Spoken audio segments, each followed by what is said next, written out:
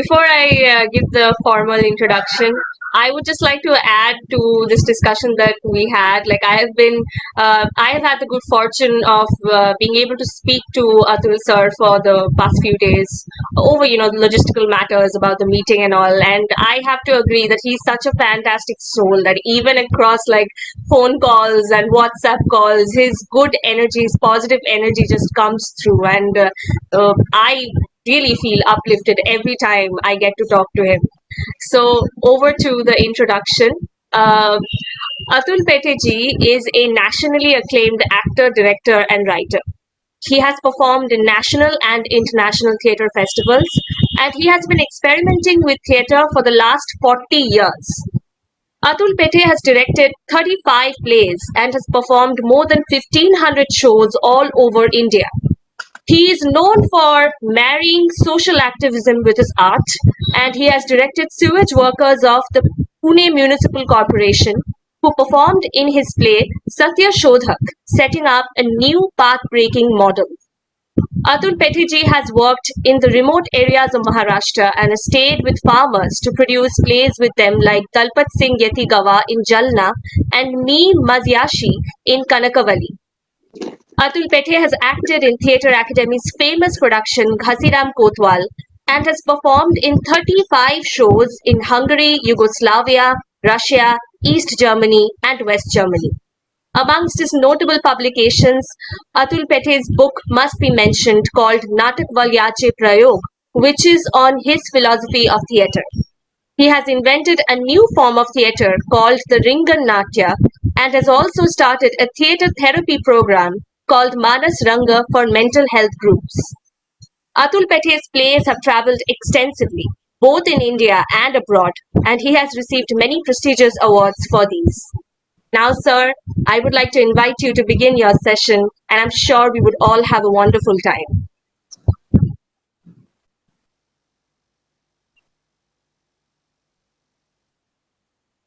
নমস্কার।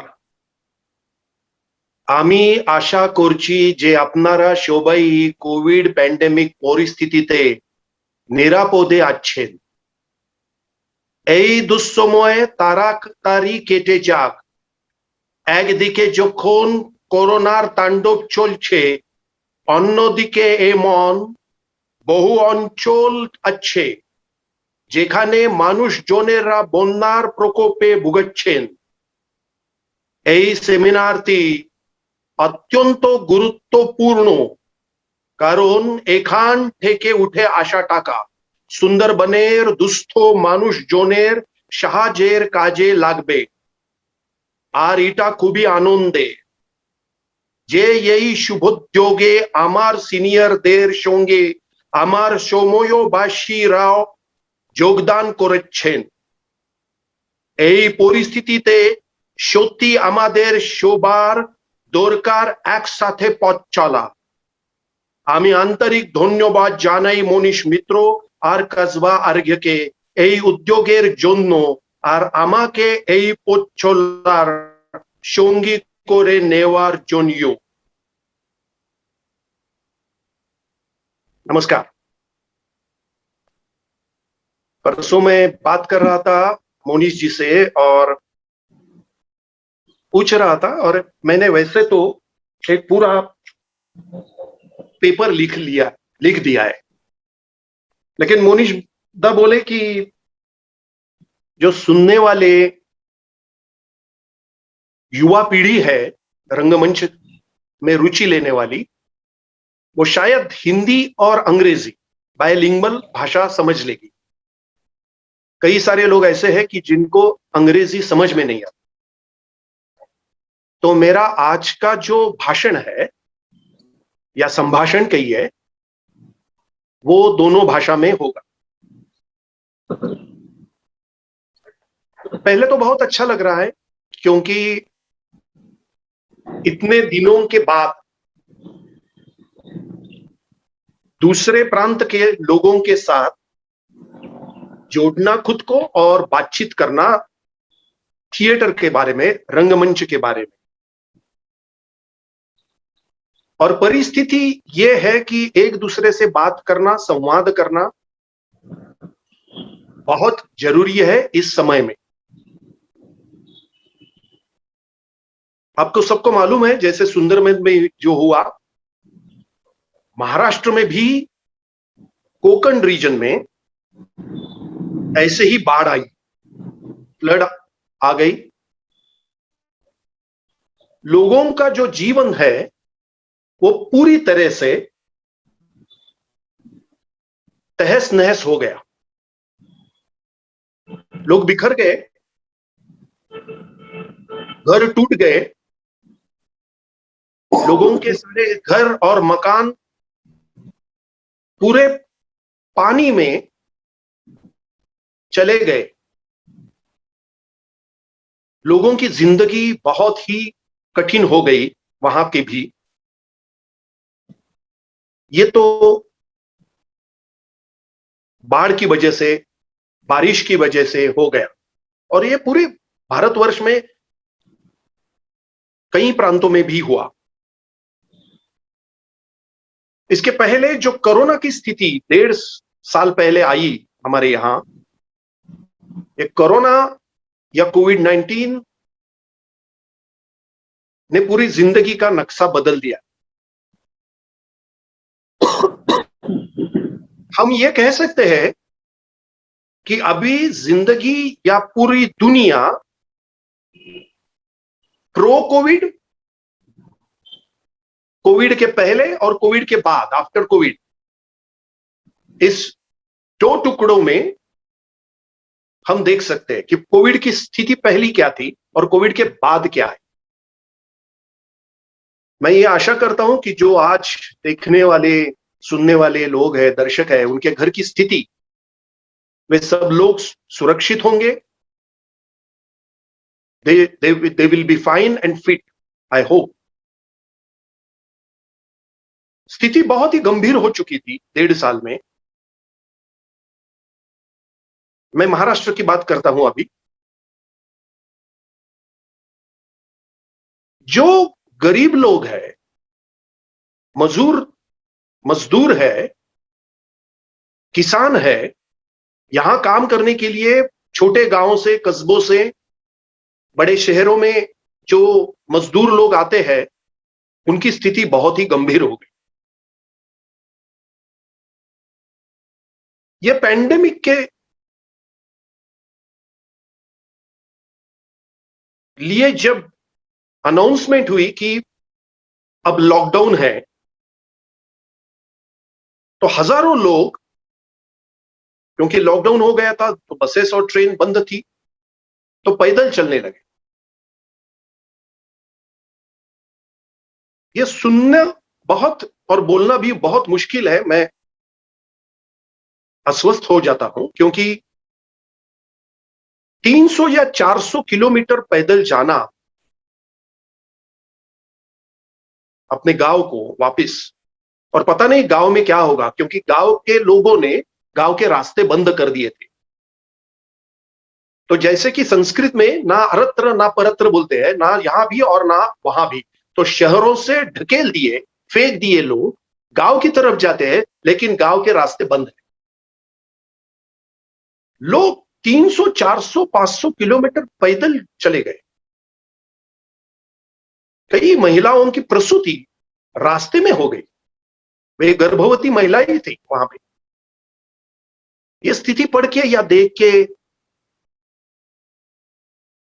As a human being, not only as an artist, it was a very disturbing situation, very disturbing.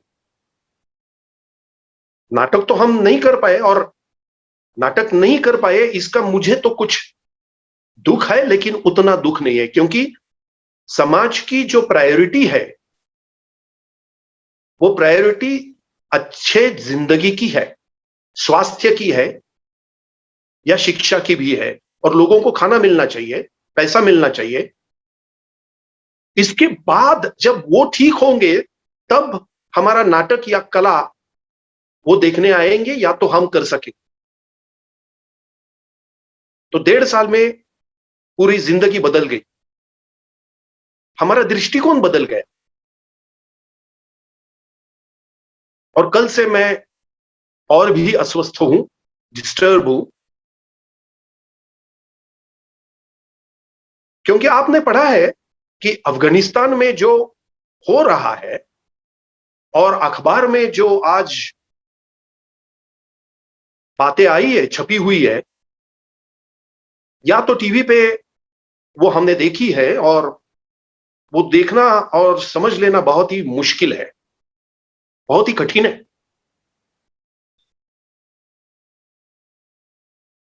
लोग airport पे थे कई सारे, और जो हवाई जहाज था उसके ऊपर चढ़ गए, और हवाई जहाज उड़ गया और 10 लोग गिर के मर गए। ये विजुअल देखने के बाद, ये सुनने के बाद, ये पढ़ने के बाद मुझे ऐसा लगता है, as a sensitive person, as a sensitive human being, जो स्थिति है वहां के लोगों के ऊपर बीत गई, my heart goes to them. और मैं ये आशा करता हूं कि वहां के लोग सुरक्षित रहे और वहां जल्द से जल्द शांतता प्रस्थापित हो। मेरा जो आज का विषय है वो यहीं से शुरू होता है, क्योंकि इस स्थिति 2021 की है, और किस तरह की जिंदगी हम जी रहे हैं, देख रहे हैं, अनुभव कर रहे हैं, इसका यह दृष्टांत है। इसलिए मैंने ये बात कही, क्योंकि हम सब, ना कि मैं बल्कि आप सब लोग, इसी घटनाओं से बिल्कुल डिस्टर्ब है। मैं पहले एक क्षमा मांगना चाहता हूं कि पिछले 10 दिन में ये इतना अच्छा सेमिनार हो रहा है, लोग चर्चा कर रहे हैं, तो मैं सुन नहीं पाया या देख नहीं पाया। मैं कल था आधे घंटे, लेकिन नीलम मानसिंह चौधरी या अनुराधा जी, प्रबीर जी, ये 3 जो बड़े हस्ती यहां पे आए और उन्होंने आपके साथ बात की रंगमंच के बारे में, वो मैं सुन नहीं पाया, क्योंकि मैं टूर पे था। हमारा थिएटर ट्रेनिंग वर्कशॉप्स शुरू है और हमारे शोज भी थे, इसलिए मैं क्षमा मांगता हूं। इनके साथ हमारे कंटेम्पररी, समकालीन, जैसे कि बहुत ही, मुझे तो बहुत अच्छा लगता है उनका थिएटर देखना, दीपन का, अभिलाष जी का, जयरो, सूरज और मोनीश जी। तो जब ये सब भाषण यूट्यूब पे आएंगे तब मैं जरूर देखूंगा, और वो देख के मेरा ज्ञान बढ़ जाएगा, क्योंकि मैं ये मानता हूं कि मैंने कितने भी साल थिएटर में गुजारे होंगे, फिर भी मैं थिएटर का स्टूडेंट हूं। हर रोज नया सीखने को मिलता है, क्योंकि थिएटर में टेकन फॉर ग्रांटेड कुछ नहीं हम ले सकते। It is like almost like a cricket, every ball is a new ball, so you cannot under estimate कि पहले जो गेंद आई उस पे मैंने सिक्सर लगाई, तो अब दूसरे बॉल पे भी, आने वाले बॉल पे भी मैं सिक्सर लगाऊंगा, ऐसा नहीं हो सकता। It is unpredictable, and theatre is also unpredictable, every show is unpredictable. So हर वक्त आपको जागरूक रहना पड़ता है, सतर्क रहना पड़ता है, अलर्ट रहना पड़ता है, अवेयर रहना पड़ता है। तो ये जो मेरे पहले जो लोग बोले यहां पे, तो उनका मैं भाषण जरूर देखूंगा। आज का जो मैंने विषय चुना है वो विषय है Marathi theatre of my generation in the post 90 period. I repeat, Marathi theatre of my generation in the post 90 period. 1990 के बाद जो हमारी मराठी रंगमंच करने वाली जो मेरी समकालीन पीढ़ी है, इन्होंने हमने जो नाटक किए हैं उस नाटकों के बारे में, उस नाटक में क्या विषय थे और 90 साल का महत्व क्या है, 90 की पीढ़ी जो मैं कह रहा हूं वो क्या है, वो मैं आपके साथ शेयर करना चाहता हूं। रंगमंच के बहुत सारे लोगों को 90 के पहले वाली पीढ़ी बिल्कुल मालूम होती है और होनी भी चाहिए। 90 की पहली वाली जो पीढ़ी थी,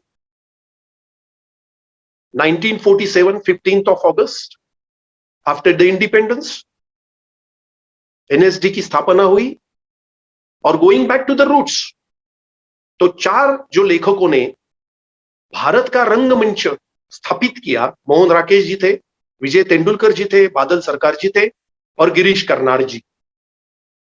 और ये चार लोगों ने पूरे थिएटर का, भारतीय रंगमंच का, मुझे ऐसा लगता है एक नया निर्माण किया, दृष्टि बदल दी।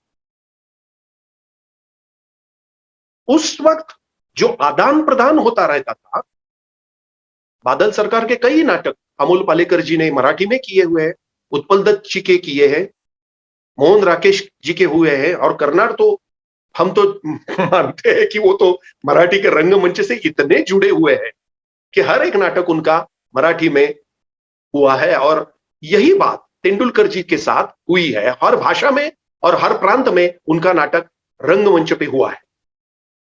और ये जो आदान प्रदान की प्रक्रिया है, ये बहुत अच्छी थी, समृद्ध करने वाली थी।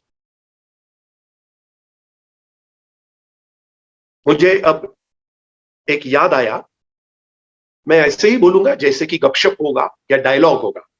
It's not a lecture, but I will tell you the few stories and you will understand the whole thing, कि ये जो मेरा विषय है उस विषय को मैं कैसी तरह से आगे ले जाना चाहता हूं।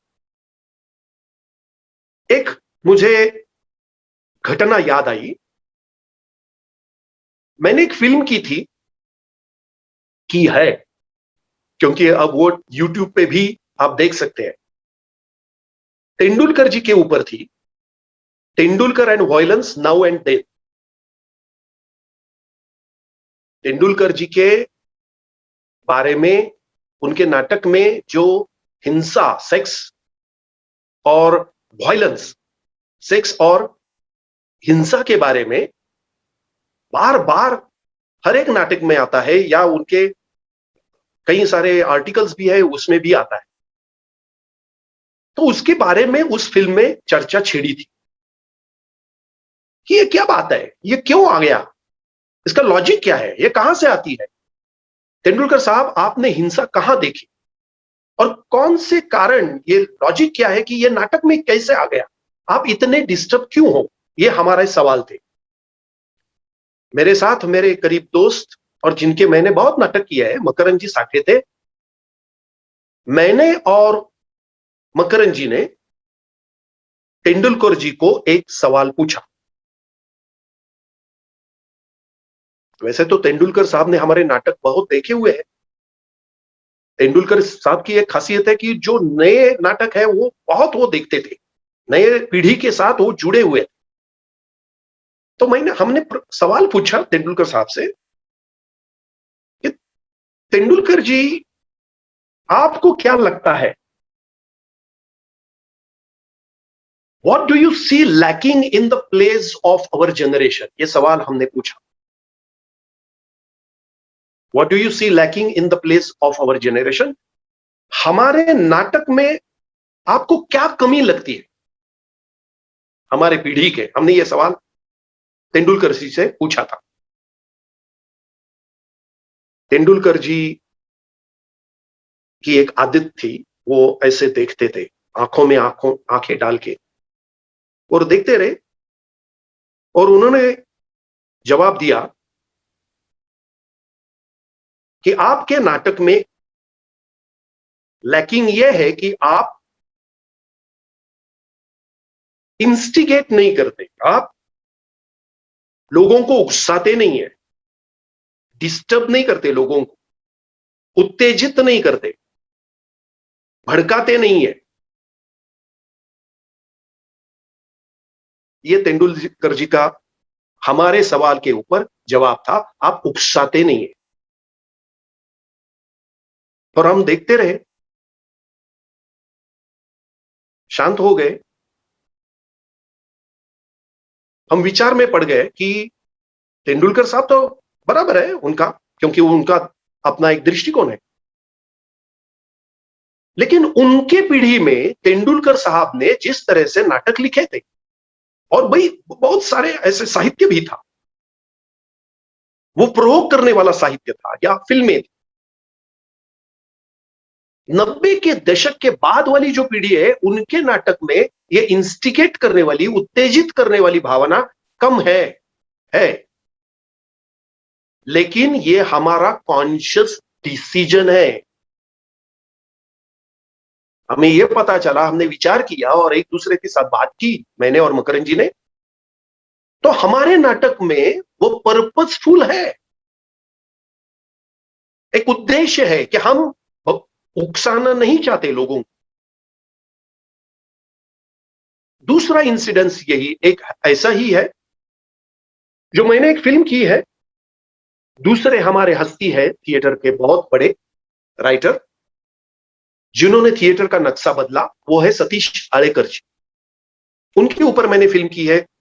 और मैं जब उनको पूछता था कि अब क्या हो रहा है 90 के दशक के बाद, अब क्या हो रहा है आलेकर जी, क्योंकि जो पहले नाटक थे महानिर्वाण या बेगम बरवे या निकी और मेम साहब उनके नाटक, उसमें जो उपहास था, विरोधाभास था, जिस तरह का ह्यूमर था, अब उस ह्यूमर का क्या हो गया। तो at the end of the film Alekar ji replied to me that it is extremely impossible for him to write play in this kind of disjointed, disintegrated, and discommunicated, non-communicated word. It is extremely difficult for him to write a play. Disjointed, disconnected. उन्होंने ये शब्द का इस्तेमाल किया, disjointed, ऐसा लग रहा है कि पता नहीं चल रहा क्या हो रहा है और समझ में नहीं आ रहा। जिनके लिए मैं नाटक लिखना चाहता हूं, जिनके साथ नाटक करना चाहता हूं, एक डिसकनेक्शन लग रहा है, डिसजॉइंटेडनेस लग रहा है, या डिसइंटीग्रेटेड लग रहा है। समाज पूरी तरह से बदल गया उनके लिए, और उनको जो पहले नाटक लिखने की जो इच्छा थी और जिस माहौल में उन्होंने नाटक किए और दर्शकों ने देखे, बहुत सराहना भी की, तेंदुलकर जी, आळेकर जी या एल्कोंचवार जी या तो जीपीडी गोपू देशपांडे, तो उनको ये सब लोगों को लग भी रहा था, क्योंकि 90 के बाद उन्होंने भी नाटक लिखे। माने कि आलेकर जी के अतिरेकी नाम का नाटक है, terrorist, and he has written another play called पिडेजा एंसेस्टर। और उन दो नाटकों में पूरी नाटक की परिभाषा जो पहली थी, नाटक जिस तरह से वो रचते थे वो बिल्कुल अलग है, विषय अलग है। विषय क्या है टेररिस्ट के? It is all about terrorism. Middle class family में टेररिज्म कैसे शुरू हो जाता है, और पिता अपना father takes son in the terrorist camp. वो चाहता है कि अपना लड़का टेररिस्ट बने, ये विषय था। क्योंकि उस वक्त यदि आपको याद है तो 1984 में प्राइम मिनिस्टर इंदिरा जी गांधी का खून हुआ, हत्या हुई, और बहुत सारी घटनाएं होने लगी थी। इन 1989 में रथ यात्रा शुरू हो गई, राम जन्मभूमि रथ यात्रा। इसका असर बहुत पड़ रहा था और वो नाटकों में दिखने लगा था और दिखाई देता है उनके। वैसे ही जीपी देशपांडे के दो नाटक है, रस्ते रोड्स और अंधार यात्रा, प्रोसेशन इन द डार्कनेस। ये विषयों की तरफ मैं आपको ले जाना चाहता हूं क्योंकि उनको भी यह लग रहा था कि 90 के दशक के पहले जो स्थिति है, वो जो सामाजिक स्थिति है, राजकीय स्थिति है, सांस्कृतिक स्थिति है, स्वास्थ्य की स्थिति है, वो बिल्कुल बदल रही है। माहौल बदल रहा है, लोगों के विचार और दृष्टिकोण बदल रहा है, वो पहले जैसी नहीं रही।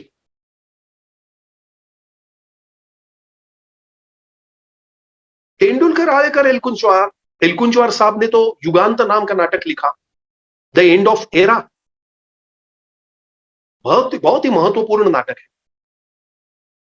एंड ही डिपिक्ट्स कि ये क्या हो रहा है, पूरा बैरन हो गया है, बाढ़ आते जाने वाले हैं और जो एनवायरमेंट है वो पूरी की पूरी तरह खत्म हो जाने वाला है। और मनुष्य के क्या हो रहा है और हम कहां जा रहे हैं। मनुष्य जो केंद्र में होना चाहिए वो परिधि पे ढकेल दिया जा रहा है, केंद्र से लेके ढकेल दिया जा रहा है परिधि के यहां। युगांत का जो नाटक है वो बहुत ही डिस्टर्ब करने वाला नाटक है और जो आज हम देख रहे हैं बहुत ही उसकी याद आ रही है। और लोग बार बार कह रहे हैं कि अब जिस दिशा से हम सब लोग जा रहे हैं पूरी दुनिया के, वो सोचने वाली बात है। और इसमें हमारा नाटक, हमारी कला कैसे हो, ये सवाल हमारे सामने। 90 के दशक के बाद तेंदुलकर जी ने जो सवाल पूछा था कि हम उकसाते क्यों नहीं है, तो उकसाने की तो बात छोड़िए, ये समझ लेने की बात है। हमारी पीढ़ी ने जो नाटक किए शायद वो अच्छे नहीं भी होंगे, लेकिन जो कोशिश हमने की है पूरे हमारे मराठी के जनरेशन ने, मैं बाद में आपको नाम बताऊंगा, और उनके जो विषय है मुझे ऐसा लगता है कि अब वो देखना बहुत जरूरी है। और यही समय है और यही मैं मौका जो मुझे मिला है इसमें वो मैं देखना चाहता हूं कि हुआ क्या और क्यों हुआ। बहुत सारे ऐसे यहां देखने वाले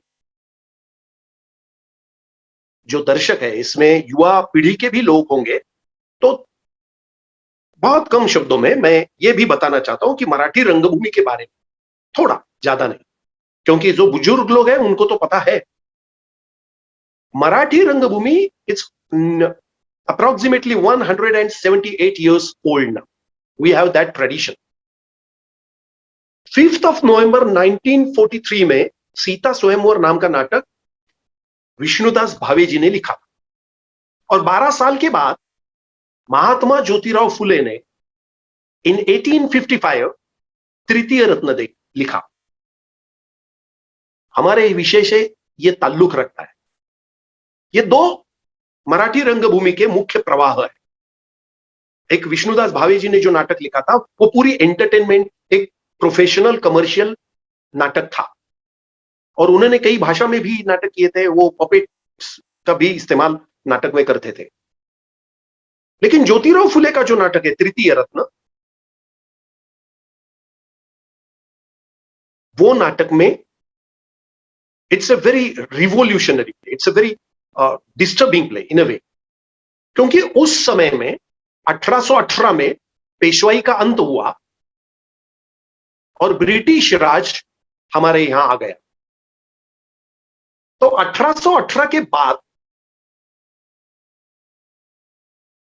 जो अनुभव कर रहे थे और 1818 में भी जो पूना में हो रहा था और जात के बारे में हो रहा था, उसके बारे में उन्होंने नाटक लिखा था।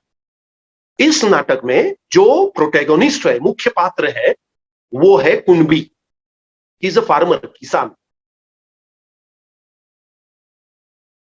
शोषण के बारे में वो नाटक, इसमें शोषित और शोषक ये दोनों चीजें आती है। कुणबी को, किसान को किस तरह से उसका शोषण किया जाता है जन्म से लेके मृत्यु तक, और मृत्यु के बाद भी, और वो कौन करता है? इसमें बम्मन है, इसमें कई तरह के जो दो चार लोग आते हैं, और एक विदूषक भी है जो कमेंट करता है। तो ज्योतिबा फुले एक नया नरेटिव लिखना चाहते थे थिएटर के माध्यम से। It was his protest, it was a completely political play. आपको ये सुन के शायद आश्चर्य लगेगा कि 125 साल, नेक्स्ट 125 इयर्स, ये नाटक तो हुआ ही नहीं, लेकिन छपा भी नहीं। 125 साल के बाद ये नाटक पहली बार छप गया। It took 125 years to publish and to perform nearly 130-40 years. और ये मैं भी कहना चाहता हूं कि तृतीय रत्न जो नाटक था वो दक्षिणा प्राइज कमेटी के लिए लिखा गया था। उस वक्त एक फेलोशिप थी, लेकिन उस फेलोशिप में इस नाटक को शामिल नहीं किया गया, बैन किया, धकेल दिया, बाजू कर दिया, सेंसर कर दिया। तो इसी से शुरू होता है हमारा इतिहास। और आप इसके आगे जब जाते हैं मराठी रंगभूमि के, तो आपने नाम सुने होंगे कि किर्लोस्कर, देवल, खाडिलकर और गडकरी, इन चार नाटककारों ने या उनके नाटकों ने मराठी रंगभूमि को एक ऊंची स्तर पे वो लेके गए, क्योंकि उनके नाटक में हर एक के, देवल साहब ने जो नाटक लिखा था संगीत शारदा, ये बाल विवाह के विरुद्ध था। जो कीचकवध था वो पॉलिटिकल प्ले था, वो भी सेंसर हो गया, क्योंकि कीचक एक मेटाफर उन्होंने तैयार किया था, क्योंकि इसमें लोगों को ऐसा लगा, ब्रिटिश लोगों को, कि इसमें लॉर्ड कर्जन के ऊपर कुछ बातें हो रही है, क्योंकि दो व्यक्ति रेखा उस नाटक में थी, एक है कीचक और दूसरा है Bhim. And Kichak represent that Lord Curzon and Bhim represent Lokmanya Tilak. तो उसके ऊपर बैन रखा गया। तो ये नाटक था कीचकवध। गडकरी जी ने जो नाटक लिखे, एकच प्याला और दूसरे, वो हमारे संस्कृति के, मराठी भाषा के बहुत ही महत्वपूर्ण नाटक माने जाते हैं। ये सब हमारी परंपरा थी। और 1947 के बाद जो मैंने पहले बात की, तेंदुलकर साहब और बाकी के जो नाटककार थे बहुत ही अच्छे थे, लेकिन तेंदुलकर जी का एक विशेष ये था कि जो मराठी मध्यम वर्गीय मिडिल क्लास थिएटर है, उनको उन्होंने उकसाया, जो जीवन में हो रहा है। और वैसे तो 1960 से लेकर 70 तक जो पीढ़ी है, जो हमारे यहां का साहित्य है, मराठी साहित्य है, दलित साहित्य शुरू हो गया था, और नामदेव ढसाळ और नारायण सुर्वे जी और Keshav Meshram, so many people, they started writing. निचले तबके के जो लोग हैं, जो जाति व्यवस्था के निचले तबके के लोग हैं, उन्होंने लिखना शुरू किया। And due to Ambedkar's movement, and naturally Ambedkar ji कहते कि आपको लिखना चाहिए, आपको शिक्षा लेनी चाहिए। तो ये जो पहली पीढ़ी थी जिन्होंने अपनी खुद के बारे में आत्मकथा लिखनी शुरू की, लोगों को वो पढ़ के पता चला कि हमारे साथ समाज में 3 तरह के स्तर है। It's not only middle class, it's a lower middle class, it's a lower middle class. और उनके जो दुख है वो हम देख सकते हैं। उस वक्त तक कामगार रंगभूमि हमारे यहां मौजूद थी। अण्णा भाऊ साठे थे जिन्होंने कई नाटक लिखे, बहुत ही महत्वपूर्ण नाटक। वामनराव कर्डक या शाहीर अमर शेख जो थे, और हमारे यहां जलसा की परंपरा थी, अंबेडकरी जलसा और सत्यशोधकी जलसा, जिसमें से पॉलिटिकल, राजकीय विधान किया जाता था, लोग देखते थे। आप ये सुन के हैरान होंगे कि गोपाल गणेश अगरकर, जो हमारे यहां रिफॉर्मिस्ट है, उन्होंने जो आर्टिकल लिखा था अपने अखबार में, तो सनातन लोगों ने उनके घर के सामने से एक प्रोसेशन, अंतिम यात्रा निकाल दी, प्रेत यात्रा निकाल दी उस वक्त। तो आगरकर जी देख रहे थे, क्योंकि बहुत सारे तो कठिन परिस्थिति थी ही, और लेकिन आवाज उठाना बहुत जरूरी। तो आगरकर जी ने वो किया। इसके बाद कई साल बाद प्रोफेसर आर डी कर्वे, रधो Karve, is the son of Bharat Ratna Anna Saheb Karve, who started जो महिलाओं की जो शिक्षा की जो शुरुआत की, वो अन्ना साहब कर्वे ने की। यहां पे यूनिवर्सिटी और स्कूलें उन्होंने शुरू की। तो उनके सुपुत्र थे रधो कर्वे, और उनके खिलाफ वो एक मैगजीन चलाते थे, समाज स्वास्थ्य नाम का। उनके ऊपर 4 मुकदमे चलाए गए। इनमें से एक दूसरा जो मुकदमा है, वो डॉक्टर अंबेडकर ने उनकी तरफ से लड़ा था, लेकिन वो हार गए। रधो कर्वे मरने के बाद उनके ऊपर और एक मुकदमा लग गया। सरकार को मालूम ही नहीं था कि professor R D Karve is no more. वो झगड़ा दे रहे थे आर डी कर्वे। उन्होंने नाटक भी लिखे, गुरु दक्षिणा नाम का नाटक उन्होंने लिखा है, गुरु बाजी नाम का नाटक उन्होंने लिखा है। हमारे यहां की एक विशेषता यह भी है कि आगरकर जी ने भी नाटक लिखा था, ट्रांसलेशन किया था हैमलेट का, और बहुत सारे लोगों ने, खाडिलकर जी के भी ये पॉलिटिकल लीडर ही थे। He was the right hand of the Lokmanya Tilak and was editor of Kesari. और आर डी कर्वे ने भी नाटक लिखा था। जो मुकदमे चलाए उस समाज स्वास्थ्य में जो विषय थे, वो विषय बहुत ही महत्वपूर्ण थे। वो लैंगिक स्वास्थ्य के बारे में, इट वॉज प्रो वीमेन। और सनातनी लोगों ने उनको, उनके ऊपर मुकदमे चलाए। अब परिस्थिति यह आ गई कि आज 17 अगस्त है और 3 दिन के बाद 20 अगस्त आ जाएगा। तो 20 अगस्त 2013 में रिफॉर्मिस्ट और रैशनलिस्ट डॉक्टर नरेंद्र दाभोलकर जी का खून इसी पुणे में हुआ। दिन दहाड़े खून हो गए, और आज 3 दिन के बाद 8 साल होंगे, खूनी लोगों का पता नहीं है। ये मैं क्यों कहना चाहता हूं? तो परिस्थिति, जो लोग झगड़ते हैं परिस्थिति के साथ, जो समाज में घट रहा है, दिख रहा है, अनुभव हो रहा है, डिस्टर्बिंग सिचुएशन हर वक्त होती है। मैं ऐसे नहीं कहूंगा कि 90 के दशक के बाद कुछ बदलाव है। इसका मतलब यह नहीं कि 90 के दशक के पहले कुछ नहीं था, कुछ था, डिस्टर्बिंग था, लेकिन लोग सुनते थे और करते भी थे। उनके ऊपर मुकदमे चलाए जाते थे, लेकिन वो मारे नहीं जाते थे। मारना अब शुरू हो गया है। And somebody, one of our great writer said, the writer is dead. कहीं पे भी हमारी कविता या अभिव्यक्ति स्वतंत्रता के बारे में जो मुद्दे उठाए जाते हैं, हम लिख नहीं सकते। Politically correct, every time you have to be politically correct. जो हम बोलना चाहते हैं, जो हम करना चाहते हैं, वो देखना चाहते हैं लोग, उसके ऊपर एक सेंसर है, सेंसर बोर्ड। खुद का सरकार का सेंसर बोर्ड है, या तो एक पैरेलल सेंसरशिप भी है। कई सारे ऐसे गठ है, संगठना है कि जो जिनकी आइडेंटिटी क्राइसिस, हमारे ऊपर वो हमला हो रहा है, very sensitive, they become more and more sensitive nowadays. जात पात और धर्म की भाषा 90 के बाद ज्यादा शुरू हो गई। ये जो लोग झगड़ रहे थे, वो जात पात या धर्म के खिलाफ लड़ रहे थे।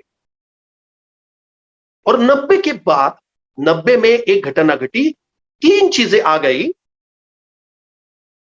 एक तो आपको सबको मालूम है कि ग्लोबलाइजेशन आ गया, जागतिकीकरण, जिसे भूमंडलीकरण कहते हैं, वो आ गया।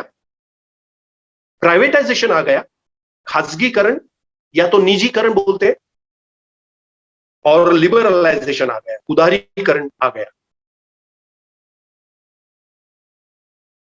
और ये करना ही पड़ा क्योंकि हमारे लिए, पूरे भारतवर्ष के लिए जो कर्जा था वर्ल्ड बैंक का वगैरह वगैरह वगैरह, वो आपको मालूम है, इसलिए मार्केट ओपन करना पड़ा। और मार्केट जैसे ही ओपन हुआ, उस वक्त दूरदर्शन नाम का एक ही चैनल था। 90 के दशक के बाद टाइम एंड स्पेस का अर्थ ही बदला, काल और अवकाश का अर्थ बदल गया। उस वक्त रिलायंस इंडस्ट्रीज की एक स्लोगन थी, कर लो दुनिया मुट्ठी में, कर लो दुनिया मुट्ठी में नाम की एक स्लोगन थी। तो मुट्ठी में सारी दुनिया पकड़ लेने की कोशिश उस वक्त हो रही थी। 90 के दशक के बाद चैनल्स ओपन हो गए, मोबाइल आ गए, कंप्यूटर्स आ गए, आईटी रिवॉल्यूशन हो गया, एक दूसरे के साथ लोग बोलने लगे, पूरी दुनिया इतनी नजदीक आ गई। जो जिसका जिक्र मैं पहले कर रहा था अफगान के बारे में, तो जो घटना घटती है वो आधे घंटे के बाद आप तक पहुंच जाती है। ये 90 के दशक के पहले नहीं था, क्योंकि हमारे पास इतने पर्याय उपलब्ध ही नहीं थे। हम जो पढ़ते थे वो अखबार में पढ़ते थे। It takes a long time to digest. 90 के दशक के बाद जो रिवॉल्यूशन हुई, मुझे ऐसा लगता है जो होमोजीनियस एक कालखंड था, एक जो अवधि था, वो टूट गया और फ्रेगमेंटेड सिचुएशन हम महसूस करने लगे। हम टूट गए।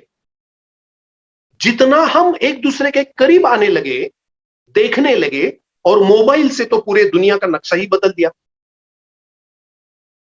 घर में बैठ के आप दुनिया के किसी भी कोने के किसी भी आदमी के साथ तुरंत बात करते हैं, या तो फोटो निकालते हैं वगैरह वगैरह। तो जो स्पीड था, जैसे कि कहते हैं इवोल्यूशन तो चालू ही है हमारा, लेकिन इवोल्यूशन में ये जो एस्ट्रोनॉमिकल स्पीड है, वो हमारे दिमाग में इतना नहीं हो जाता। इवोल्यूशन, दिमाग का इवोल्यूशन इतना नहीं हुआ, वो हम पकड़ नहीं सकते। ये कर लो दुनिया मुट्ठी में वाली जो बात थी, वो मॉल्स वाली जो बात थी, लोगों के हाथ में पैसा आ गया, फ्री मार्केट हो गया, बहुत टूरिज्म शुरू हुआ, लोग यहां से वहां जाने लगे वगैरह वगैरह वगैरह। और जो मिडिल क्लास था वो अपर मिडिल क्लास हो गए। इसमें और एक चीज हो गई, जो मिडिल क्लास में पहले एक जो दर्शक है, उन दर्शकों को भी एक होमोजीनियस चेहरा था, भले वो कम हो दर्शक। ऐसा नहीं है कि महानिर्वाण और बेगम बरवे देखने के लिए बहुत सारे लोग आते थे और पॉपुलर प्ले थे, ऐसा नहीं था। कम लोग थे, लेकिन उनको जो हो रहा है रंगमंच के ऊपर, उसमें रुचि थी, समझ में आ रहा था, भाषा समझ में आ रही। 90 में हम ये देख सकते हैं कि हमारे यहां की मराठी जो स्थिति है, वो पूरे लोगों ने अपने बच्चों को मराठी माध्यम से निकालकर अंग्रेजी माध्यम में डालना शुरू किया। और ये 3-4 पीढ़ी पहले ही शुरू हुआ था। मराठी स्कूलें जो थी बंद पड़ने लगी। और हमारा मराठी नाटक तो भाषा के ऊपर, किसी भी प्रांत का या पूरे दुनिया में बहुत नाटक होता है, वो भाषा के ऊपर ही होता है। भाषा के बिना नाटक नहीं होता, होता है लेकिन उसके लिए भी भाषा लगती है। विजुअल समझने के लिए भाषा की जरूरत होती है, क्योंकि हमारे मन में पहली भाषा, जो हम बोलते हैं ना, स्वसंवाद होता है, खुद के साथ संवाद होता है। तो इसके बाद दूसरों के बाद, और बाद में मास कम्युनिकेशन हम कर सकते हैं। नाटक में हमारे साथ ये हुआ कि हमारे सामने जो दर्शक है, वो ग्रे हेयर्ड दर्शक ज्यादा आने लगे। जो तरुण पीढ़ी थी, उनके साथ बात करना या उनको ये नाटक समझना बहुत मुश्किल था। जो 90 की पहली वाली पीढ़ी की मैं बात मैंने जो की, अब वो जोड़ लेता। मैंने जिनके नाटक देखे वो उनके है, तेंदुलकर साहब के या आलेकर साहब के नाटक को देख के, या बहुत सारे लोगों के, डॉक्टर लागू हो या सतीश दुबाजी हो, उनके नाटक देख के हम बड़े हो गए, समझ गए कि नाटक कैसे किया जाता है। लेकिन 90 के बाद वाली जो हम नाटक करने जा रहे थे और जो हमारी पीढ़ी है, मैं ऐसे बोलूंगा कि 1960 अराउंड हमारा जन्म सब लोगों को हुआ, वो पीढ़ी की मैं बात कर रहा हूं। मैं इस भाषण में जो मेरी अगली जो पीढ़ी है उनके बारे में बात नहीं करूंगा, क्योंकि वो अभी तक काम कर रही है। हमारी पीढ़ी जो मैं कह रहा हूं, मैं नाम लूंगा उनके। एक थिएटर अकादमी ने इन 1988 टू से लेकर 1990 तक एक कार्यशाला लेखकों के लिए ली थी, और उसमें महाराष्ट्र के अलग अलग प्रांतों से नाटककारों को, लेखकों को चुना गया था। It was a writers workshop. तो उसमें प्रेमानंद गजवी, मकरंद साठेजी, डॉक्टर राजीव नाईक, शफात खान, अजित दळवी, प्रशांत दळवी, तुषार भद्रे, अरविंद विश्वनाथ, संजय पवार, जयंत पवार, चंप्र देशपांडे, डॉक्टर चंद्रशेखर फणसळकर और चेतन दातार, ये सारे लोग हमारे पीढ़ी के हैं। उसमें से कई लोग उस कार्यशाला में भी थे। और जो डायरेक्टर्स है of my contemporary is Chandrakant Kulkarni, Vijay Kenkare and Waman ji Kendre और चेतन दातार। उनके नाटकों के बारे में मैं अब बात करूंगा, क्योंकि उन्होंने कैसे नाटक किए। ये जो 90 का दशक का वर्णन मैंने जो किया, which is very disturbing, completely माहौल बदल चुका है। हमारे सामने वाला जो दर्शक है उसको समझ में नहीं आ रहा, हमें भी समझ में नहीं आ रहा कि जो जो घटना इतनी स्पीड से हो रही है वो पकड़े कैसे हाथ में। पकड़, जब हम पकड़ते हैं और उसके ऊपर विचार करते हैं, तब तक नई चीज हमारे ऊपर आ जाती है। हमारा जो पोल्यूशन हो गया, हम एयर पोल्यूशन, वाटर पोल्यूशन को समझ सकते हैं, लेकिन विजुअल पोल्यूशन, ऑडियो पोल्यूशन, और नाटक में तो ऑडियो और विजुअल होता ही है, और ये पोल्यूशन हम देख रहे थे और समझने की कोशिश कर रहे थे, लेकिन हमारे पास उतना वक्त ही नहीं था। See, you have to give a little time to digest. जब आप खाते हो तो आपका खाना आपको पचने के लिए कम से कम 8 घंटे लगते हैं। तो हम जो देख रहे थे, सुन रहे थे, समझने की कोशिश कर रहे थे, वो समझते समझते नया कुछ आ जाता था। उसके ऊपर हमने एक नाटक किया था, उसके ऊपर नहीं, ये काल को लेके 2 नाटक हमने किए थे। उन नाटकों को उसकी जो कहानी है वो मैं जरूर बताऊंगा आपको। एक था नाटक ठोंब्या, मकरंद जी साठे जी का नाटक था, जिसमें मैंने काम किया था। वो कंप्यूटर के बारे में था, कंप्यूटर इमेजेस के बारे में था, और कंप्यूटर और आदमी का क्या हो रहा है, मनुष्य का क्या हो रहा है, रिलेशनशिप में क्या गड़बड़ी मच रही है। हम जो इमेजेस देखते हैं, एक के बाद एक के बाद एक के बाद एक के बाद इमेजेस देखते हैं, उस प्रतिमा हमारे दिमाग के ऊपर क्या असर करती है, उसका कुछ अर्थ नहीं लगता, तब तक नई प्रतिमा आ जाती है। और एक फ्रेगमेंटेशन, अंदर ही अंदर आइडेंटिटी क्राइसिस, जैसे कि अमर्त्य सेन साहब ने एक आर्टिकल लिखा था, एक इसके ऊपर किताब भी है, आइडेंटिटी क्राइसिस के, who I am, what I am doing, exactly who I am. Amartya Sen ji को यह सवाल पूछा था एयरपोर्ट के यहां कि who are you, he said I am Indian, but you stay in USA वगैरह वगैरह। आपके जो बाकी के जो चीजें हैं, एक मनुष्य की जो अपनी आइडेंटिटी है, वो आइडेंटिटी बिल्कुल जगह जगह पे बिखर गई। मैं ये भी हूं, वो भी हूं, वो भी हूं, वो भी हूं, मैं रशियन या पिज्जा भी खाता हूं या स्पगेटी भी खाता हूं, लेकिन कुमार गंधर्व या गंगूबाई हनगल को भी सुनता हूं, और पूरी चीजें दुनिया की मैं अपनी करने की कोशिश करता हूं, और वो मैं हूं। तो मैं किस प्रांत का हूं, किस भाषा का हूं, किस देश का हूं, क्योंकि पूरे सारे देश, प्रांत, भाषा को मैंने बहुत ही नजदीक से अपना लिया है। मेरी आइडेंटिटी बदल गई, आइडेंटिटी बिखर गई।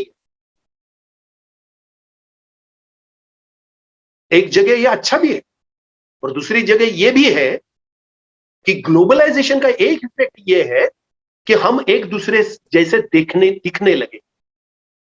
कहीं पे भी छोटे गांव में जाओ तो आपको लगेगा, आजकल महाराष्ट्र में तो यही होता है, मानो कि छोटे गांव में गए तो लगता है कि ये तो पूना जैसा है।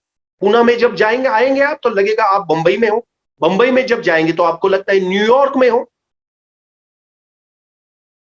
हर गांव की अपनी जो विशेषता है, हर व्यक्ति की या हर समाज की भी अपने जो कपड़े हैं, पहरावे, भाषा है, वो बदलने लगी और वो एक एक जैसी होने लगी। एक जैसे जो स्मेल्स है, the moment you enter into the mall और cinema theatres, multiplexes, you will smell the same. घर के इंटीरियर भी एक दूसरे जैसे हो गए। अभी अपनी जो विशेषता है वो हमने खोने लगी, हम खो रहे हैं।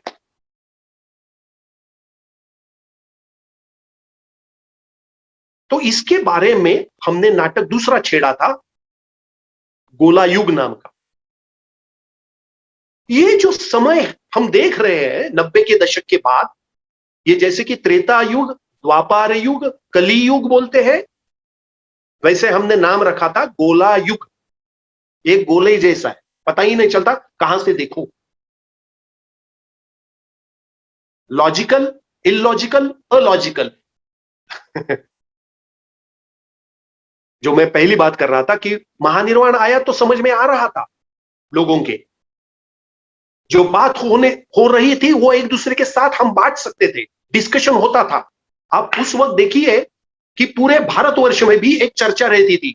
90 के दशक के बाद हमारे रंगमंच के जो कंटेम्पररीज डायरेक्टर्स एंड एक्टर्स है या राइटर्स है, एक दूसरे के साथ जुड़े भी नहीं है। क्या बोलेंगे पता नहीं चलता, क्या कौन कर रहा है मालूम नहीं है। हम एक दूसरे से दूर हो गए, हम खुद से ही दूर हो गए। जो फ्रेगमेंटेशन की मैं बात जो छेड़ रहा हूं, कर रहा हूं, वो वही है।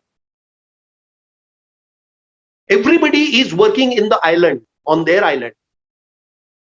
We are trying very hard, very hard, लेकिन पता नहीं है क्या चल रहा है। आदान प्रदान की प्रक्रिया बंद हो गई है 90 के दशक के बाद, और इसका मुझे बहुत दुख होता है। मुझे पता नहीं है कि केरल में कौन कौन से लोग हैं, राइटर्स है। मैंने वैसे तो दीपन का नाटक देखा है और बाकी के नाटक लोगों को मेरा छोड़ दीजिए, क्योंकि मैं तो हर साल कहीं ना कहीं जाता हूं।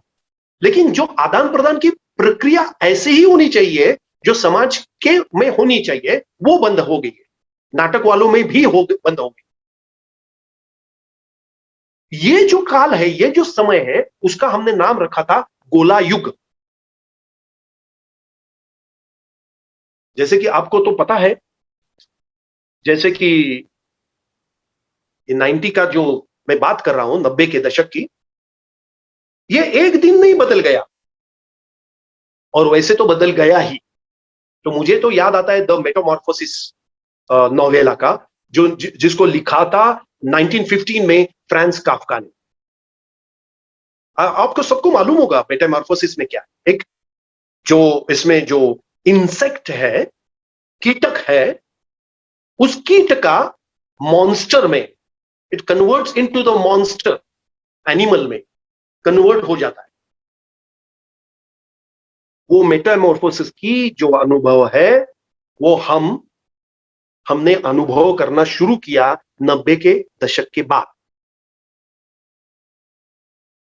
और जो अल्बर्ट कैमू का एक बहुत ही महत्वपूर्ण नॉवेल है, द मिथ ऑफ सिसिफस, वो 1942 में आया था। देखिए, पहला जो वर्ल्ड वॉर हुआ वो 1914 से लेकर 1918 तक चला। इसका जो असर पड़ा, ये जो पहले जो दो मैंने मेटामॉर्फोसिस और द मिथ ऑफ सिसिफस के बारे में कहा, द मिथ ऑफ सिसिफस में जो आदमी है वो एक बड़ा पत्थर पर्वत के ऊपर ले जा रहा है और वो वहां से फिर वापस आता है नीचे, और वो फिर से ढकलने की शुरुआत करता है। इसके बाद एक वेटिंग फॉर गोडो नाम का भी नाटक आया था सैमुअल बेकेट का इन 1953। तो जो समाज में घटना घटती है, और सेकंड वर्ल्ड वॉर भी हो चुका था क्रिकेट के पहले, 1939 से लेकर 1945 तक सेकंड वर्ल्ड वॉर, तो उनके नाटकों में भी यह दिखता है, ब्रेख्त के नाटकों में भी यह दिखता है, समाज और उस समाज की परिस्थिति। तो हमारे नाटकों में भी 90 के दशक के बाद हो जो हमने किए नाटक, उनको भी जब वो अभ्यास करेंगे, रिसर्च करेंगे, इवैल्यूएशन करेंगे या असेसमेंट करेंगे, तो उनको पता चलेगा कि 90 के दशक के बाद क्या हुआ। जैसे कि ग्लोबलाइजेशन, प्राइवेटाइजेशन हुआ, लिबरलाइजेशन हुआ, इसके बाद राजीव गांधी जी का खून हुआ वगैरह वगैरह। और आप ये भी जानते हैं कि 6 दिसंबर 1992 में बाबरी मस्जिद का पतन हुआ। और this is one incidence, coincidence, that I was in Kolkata. I used to act in Ghashiram Kotwal. और उस दिन 6 दिसंबर 1992 में कोलकाता में नांदीकार फेस्टिवल में हम घासीराम कोतवाल कर रहे थे। और इंटरवल में वो टेंशन बहुत था उस वक्त, और इंटरवल में रुद्र प्रसाद जी आए और उन्होंने कहा कि इट्स वेरी डिस्टर्बिंग, और घासीराम कोतवाल का वो अंतिम शो था। अब ये दो घटना जो है, मैं इस तरह से जोड़ना नहीं चाहता। देखिए, घासीराम कोतवाल बंद होना या घासीराम कोतवाल उस वक्त होना, या कहने की जो मुभा थी, अवसर था, अवकाश मिल रहा था, वो अब बंद हो गया। It is a coincidence, but it's very important. और इसके बाद तो आपको मालूम ही है, 9/11 हो गया, and in 2002 Gujarat riots and Godhra riots, and completely polarisation हो गया, वगैरह वगैरह वगैरह। और आज 1.5 साल पहले हम कोरोना की तरफ आ गए, चेहरे पे मास्क लगाते हुए, एक दूसरों से बात नहीं करते, एक दूसरों को हम मिल नहीं सकते। और जो पहले ही बिखर गए थे, जो तहस नहस हो गए थे, वो और भी तहस नहस हो गए।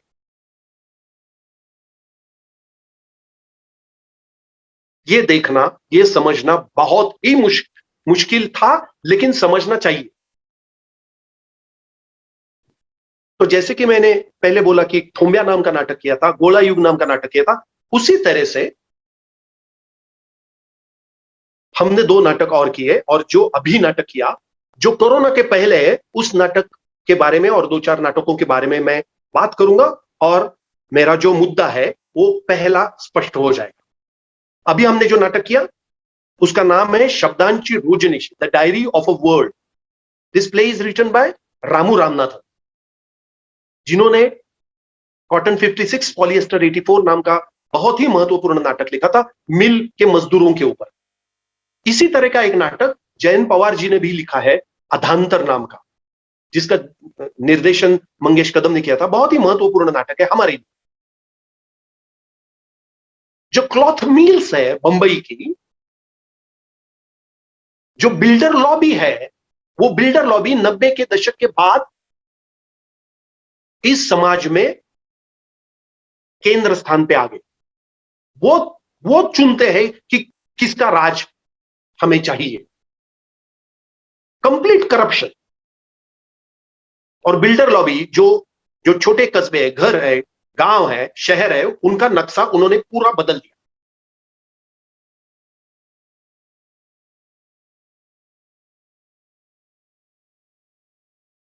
जो शब्दांशी रोजनिशी नाम का हमने जो अभी नाटक किया, वो ऑलमोस्ट लाइक अ प्रेडिक्टिंग कि कोरोना आने वाला है। It is, I will tell you the few line story. 321 story building है, जिसको दिमक लग गई, टर्माइट्स।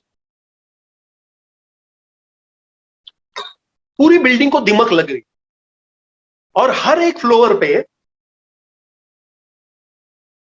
हर एक जनरेशन के, हर एक प्रांत के जो लेखक है हमारे यहाँ के, महाश्वेता देवी हो या कई जगह के, हर एक अपने अपने जो राइटर्स है, जी शंकरा कुरूप हो या तारा शंकर बंदोपाध्याय हो, या तो हर एक प्रांत के बारे में उसके बात की जाती।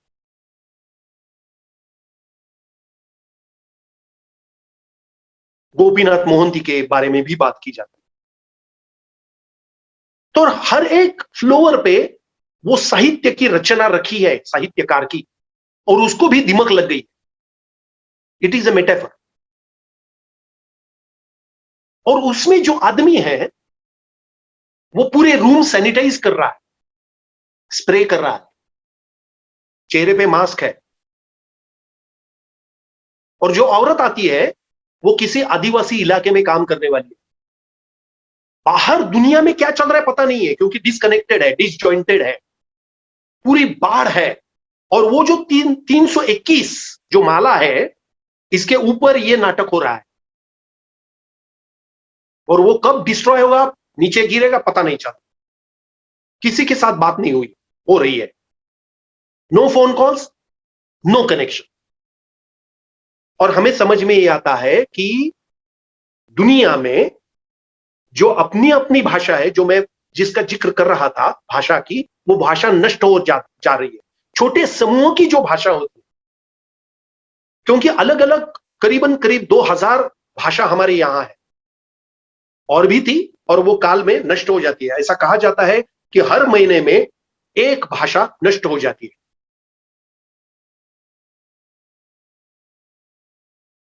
और भाषा का नष्ट होना, इसका मतलब यह है कि संस्कृति का नष्ट हो जाना।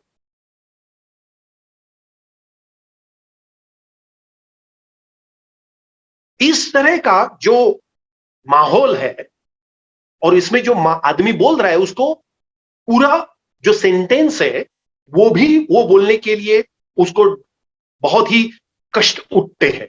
जैसे कि वो स्टैमर करता है every time. He used to, पता नहीं चलता कि कौन सा शब्दों का अर्थ बदल गया उसके लिए।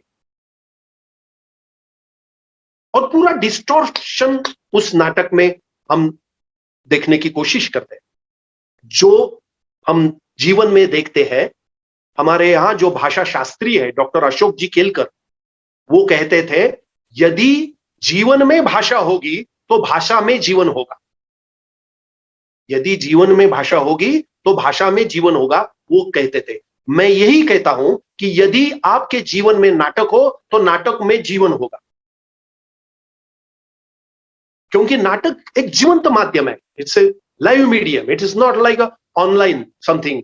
It's extremely difficult. Online theatre नहीं हो सकता। एक अनुभव है।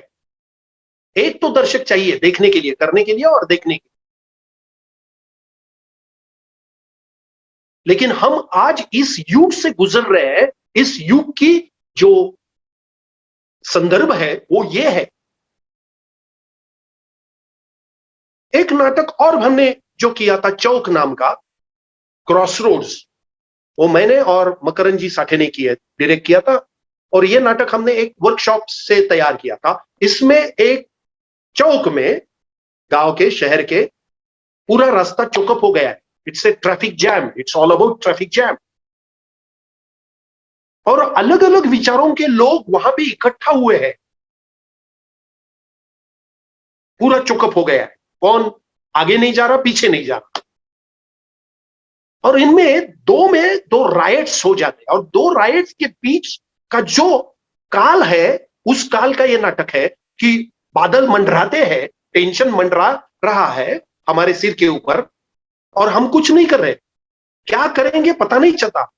इस स्थिति को, इस गोला युग को कैसे समझे पता नहीं हमें। सिर्फ हम जहां खड़े हैं वहीं पे है। इसका और एक मेटाफर भी है कि हम आजकल पैदल चलने के वजह, जहां पे हम एक्सरसाइजेस करते हैं, वहां पे एक बटन लगाते हैं और वो ट्रैक पे चलते हैं। आगे नहीं जाते, पीछे नहीं जाते। जैसे कि बटन बंद हो जाता है, हम वहां के वहां खड़े रहते हैं। सिर्फ एक्सरसाइज। हमें ऐसा लगता है कि हम आगे जा रहे हैं, लेकिन आगे नहीं जा रहे, वहीं के वहीं। उसी तरह से एक अनुभूति उस नाटक में हमने तैयार करने की कोशिश की। और इसके अलावा मैं दो चार कनकौली या जालना में खुद गया और नाटक करने की वहां मैंने कोशिश की।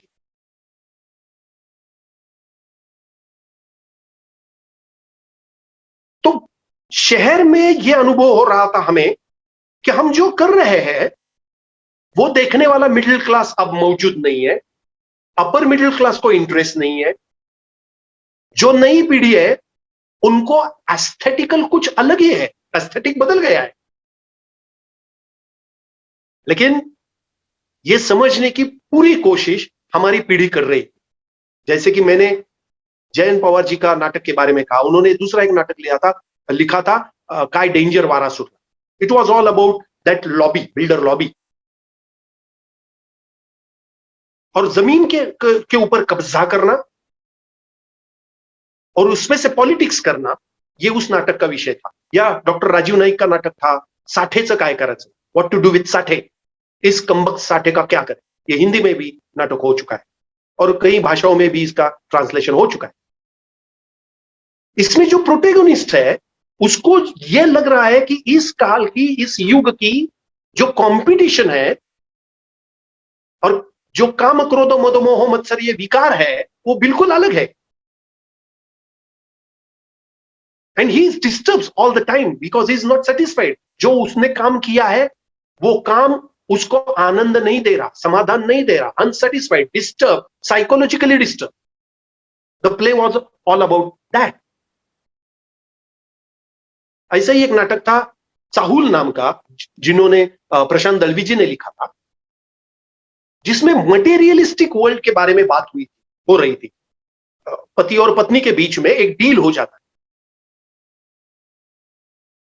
और पैसा चाहिए, क्योंकि आपके सामने लोन देने वाली बैंक्स है, तो आपको एसी गाड़ी चाहिए, एसी घर चाहिए, और आपके पास बहुत चॉइसेस है, पर्याय खुले हैं, घर चाहिए, आपको फार्म हाउस चाहिए, वगैरह वगैरह वगैरह। आदत तो लग गई और पैसा कमाने के बजाय दूसरा कोई चारा ही नहीं है।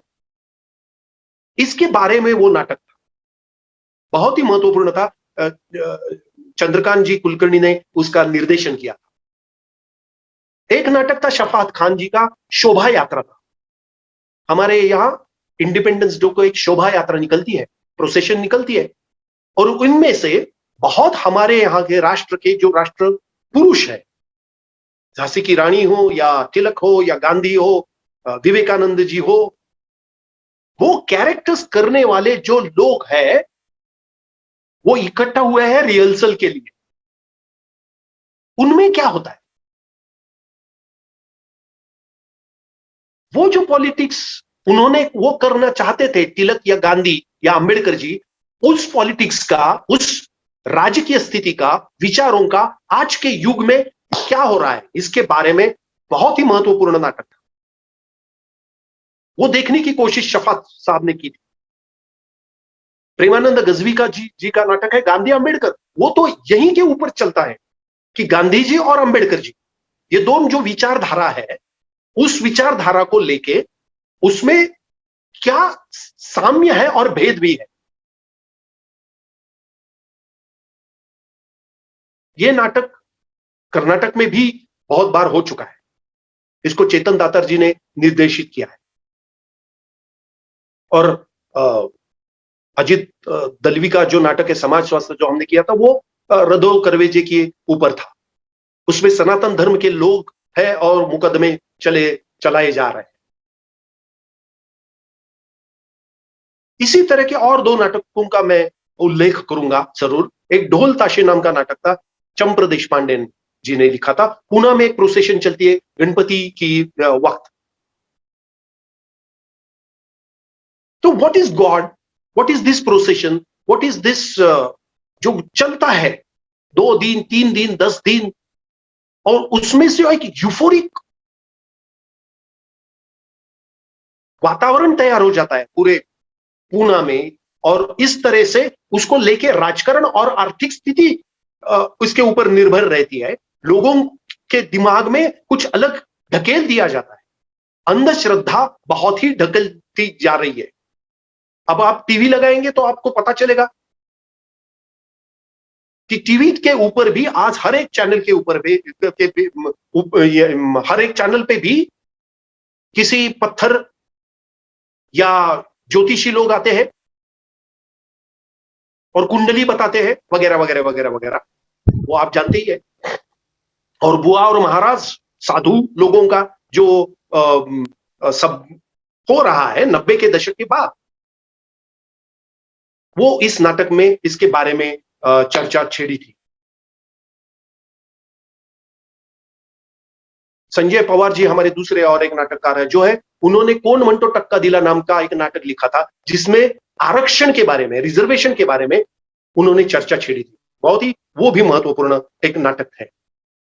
कहने का मतलब ये है कि जैसे हमने, हमारी पीढ़ी ने आपके सामने ये रखा है कि इस तरह के नाटक और विषय आपके सामने रखे, लोगों के सामने, कई लोगों ने देखे, कई लोगों ने उसको निग्लेक्ट किया, इग्नोर किया, पसंद नहीं किया, पता नहीं चला। हमें पता नहीं चल रहा कि हम डेफ एंड डम है या लोग डेफ एंड डम। डिसकनेक्शन की जो बात मैं कर रहा था, इसके बारे में मैंने ये चर्चा सब छेड़ी। और इस पेपर के मैं अंत में आना चाहता हूं, कुछ मुद्दे या 2 और 3 मिनट अब और बोलूंगा, और इसके बाद चर्चा के लिए ये पेपर खुला हो जाए।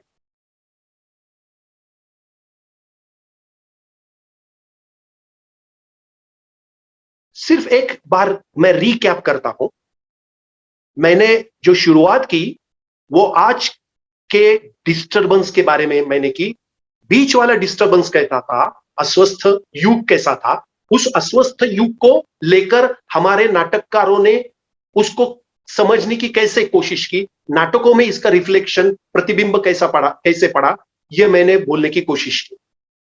1947 के बाद क्या हुआ और 90 के दशक के बाद दुनिया का नक्शा कैसे बदला। Digital, the people who understand digital language and the people don't understand digital language, इसमें पूरा रिफ्ट आ गया। और इस युग की जो हमारी व्याकुलता है, जो दुख है, वो आपके सामने मैंने रखने की कोशिश की। और मुझे ऐसा लगता है कि हर एक प्रांत में भी मैं जब जाता हूं तो इसी तरह का अनुभव आता है। हम एक दूसरे से और खुद से भी, अपने समाज से भी, भाषा से भी, जिंदगी पे से भी तरह तरह में बिखर गए हैं। हमारी आइडेंटिटी क्राइसिस और फ्रेगमेंटेशन बहुत ही हो गया है। और हमारी मराठी रंगभूमि के जो हमारी पीढ़ी है, इसके अलावा जो जिनका मैंने नाम नहीं लिया, इसका मतलब ये नहीं है कि उन्होंने नाटक नहीं किए, उन्होंने भी किए। सब लोगों का नाम शायद मैंने नहीं लिया होगा, तो वो मुझे क्षमा करेंगे। जितना याद है और जितना मैंने बोलने की कोशिश की, ये है वो है। और जो नई पीढ़ी है, उस नई पीढ़ी में हमें ऐसा लगता है कि उन्होंने नाटक करना चाहिए, और नाटक वो कर भी रहे हैं, लेकिन उनके सामने वाली जो समस्या है, कॉम्प्लेक्सिटीज जो है, वो और भी अलग है। हमारे यहाँ धर्मकीर्ति जी सुमंत नाम के नए नाटककार है, और आलोक जी राजवाड़े निर्देशक है नए। उन्होंने नाटक किया था बिन कामा से संवाद, जिसमें डायलॉग्स ही नहीं है। इट्स ऑलमोस्ट लाइक अ चौक, जो चौक में हम कहना चाहते थे, उसी तरह का जिक्र वो उन्होंने उस नाटक में किया था कि आप संवाद ही नहीं चाहिए। और उन्होंने एक नाटक लिखा था, नाटक नको। नाटक का नाम ही नाटक नको, we don't want theatre, we don't want play. और हमने शुरुआत की थी नाटक चाहिए 1843 में, और उसको लेके 2020 में नाटक हवे, we want play, and now we came to the point we don't want play, नाटक नको, ये नाम का ही नाटक उन्होंने लिखा है। बहुत अच्छा नाटक था। नई पीढ़ी भी करने की कोशिश जरूर कर रही है। वो मराठी करेगी या उनके नाटक में मराठी, अंग्रेजी और हिंदी का मिक्सचर हो रहा है, नया कुछ रंग भाषा करने की कोशिश, जैसे कि हमारे यहाँ के जो निर्देशक है, हमारे बाद वाली पीढ़ी के मोहित जी टाकलकर जी है, उनके नाटक में भी ये देखा जाता है। लेकिन आजकल बहुत सारे लोग मराठी रंगभूमि के नाटक जो करते हैं, वो मराठी के बजाय अंग्रेजी या हिंदी में करते हैं, क्योंकि नाटक देखने वाला मराठी जो ऑडियंस है, इकोनॉमिक्स है, वो पता नहीं चलता कि कैसे करें। मेरे पास या हमारे किसी के पास भी इसका जवाब नहीं है। हमारी या तो मेरी ये कोशिश निरंतर रहती है कि जगह जगह पे जाओ और नया नाटक जो मिनिमलिस्टिक हो, जिसको कुछ ज्यादा नहीं लगेगा, और नाटक का जो विषय है वो विचार करने वाला, विचार सन्मुख करने वाला, विचार प्रवृत्त करने वाला, या तो इसमें से देखने लायक और समझने लायक चीज हो जो टीवी में आपको नहीं मिलेगी, चैनल के ऊपर नहीं मिलेगी या सिनेमा में नहीं मिलेगी। तो ये हमारी कोशिश मराठी रंगभूमि की आज भी जारी है। हम इसके साथ झगड़ रहे हैं सब लोग, और मुझे ये आनंद हो रहा है कि ठीक है, ये काल हमारे साथ जो हमने किया है, फिर भी हम सब लोगों ने नाटक बहुत हृदय से किए, दिल से किए, और मुझे ऐसा लगता है कि ये नाटक बहुत महत्वपूर्ण है। ये नाटक का अभ्यास या असेसमेंट किसी ने किया आज के 50 साल बाद, तो उसको ये पता चलेगा कि 90 के दशक के बाद मराठी रंगभूमि की जो पीढ़ी है, उन्होंने किस तरह के नाटक और उस नाटक का जो आशय और रूप था, फॉर्म था, वो किस तरह के था। अंत में मैं एक नाटक का जिक्र करना चाहता हूं, जो प्रोटेस्ट है, वो सब यूट्यूब पे है। वो मैंने किया था। अकेला आदमी बैठा हुआ है, अंदर से खून आता है और बाहर से खून आता है, पता नहीं चलता वो क्या कर रहा है। वो सिर्फ देख रहा है, without blinking is looking in the camera, और सामने देख रहा है, कैमरा में भी नहीं। उस नाटक में हमने लेफ्ट एंड राइट साइड को 2 स्क्रीन्स रखे थे, जिसमें एक क्लोजअप था, टाइट क्लोजअप था, और दूसरे मिड शॉट था, और खून बह रहा है। क्यों? खून कहां, कौन, क्यों आ रहा है अंदर से और बाहर से, ये उस नाटक में पता नहीं चलता था। The play was without words, and that was the play. एक ही बार हुआ, और वो एक ही बार होने वाला था, पहला और अंतिम शो। वो हमने नाटक किया था। उस नाटक को नाम भी नहीं था, लेकिन if you just type protest, you can see that. Anyway, so I tried my best. at the end, I must tell you that मैं अस्वस्थ हूं, इसका अर्थ ये नहीं है कि मैं निराश हूं। इस तरह के कालखंड, इस तरह के युग, इस तरह का समय हर वक्त आता है। 1932 में फिल्म आ गई, तो मराठी रंगभूमि या थिएटर पूरे दुनिया का सोच रहा था कि कैसे इसको समझ ले। मुझे ऐसा लगता है इस कालखंड को हम भी समझेंगे, और नया नाटक इससे लेके ही, इस विषय को लेके ही बिल्कुल आत्मविश्वास के साथ नए लोग, नए तबके के लोग, नए भाषा के लोग नाटक या माध्यम का इस्तेमाल करके अपनी जो अभिव्यक्ति है वो बरकरार रखेंगे। लॉन्ग लिव थिएटर, इसके ऊपर मेरा बहुत विश्वास है। रंगमंच या रंगभूमि चिरायु हो, वो ऐसे मराठी में कहते हैं। Long live theatre. Thank you once again for listening me. Thank you. Open for discussion. Excellent. Thank you so much. My respect and love as always for you. In the last 10 days, for the first time, somebody in theater reminded us about the most horrifying, most disturbing visual of this pandemic. People getting back to their houses, walking through the streets without food, sometimes run down by on the train tracks, women giving birth to children. For the first time in these 10 days, somebody reminded us that whatever we do in theater, whatever form do whatever craft do we do use for theater, it's all basically dependent on the restlessness within you about the happenings around you. It was so significant, and it was like a completely new perspective, but a very significant perspective from which the talk went today. I personally feel great about this, and I request everyone to raise your points, put your questions, agreements, disagreements, appreciations, invitations, anything. Now it's your time to talk. Mouraki. Yes, sir.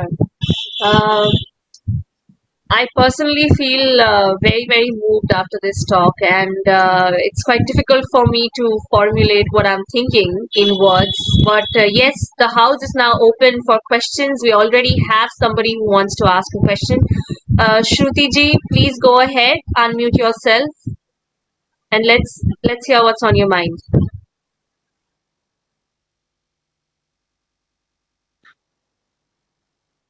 Shruti ji, we can't hear you. Please unmute yourself.